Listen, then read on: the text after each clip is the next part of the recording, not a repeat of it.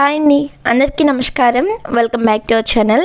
తెలంగాణ వ్యాప్తంగా ration cards కలిగి ఉన్న వారికి అదిరిపోయే శుభవార్త అందించారు సీఎం రేవంత్ రెడ్డి గారు.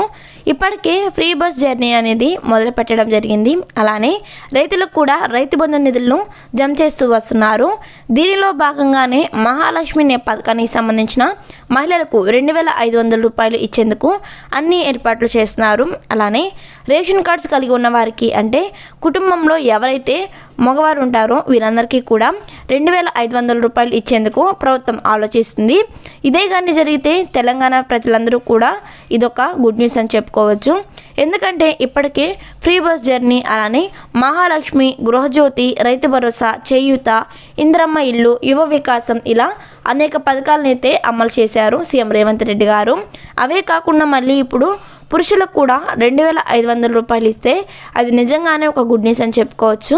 తెలంగాణ ముఖ్యమంత్రి అయిన సీఎం రేవంత్ రెడ్డి గారు ఇచ్చిన 6 గ్యారంటీలను 100 రోజుల్లో అన్ని పథకాలను కూడా ప్రారంభిస్తామని చెప్పడం అయితే జరుగుతుంది. సో చూశారు కదా వ్యూవర్స్, మరి దీని మీద మీ అభిప్రాయం ఏంటో కామెంట్ చేయండి. ఇలాంటి ఇన్ఫర్మేషన్ వీడియోస్ కోసం మన ఛానల్ని సబ్స్క్రైబ్ చేసుకోండి. Thanks for watching.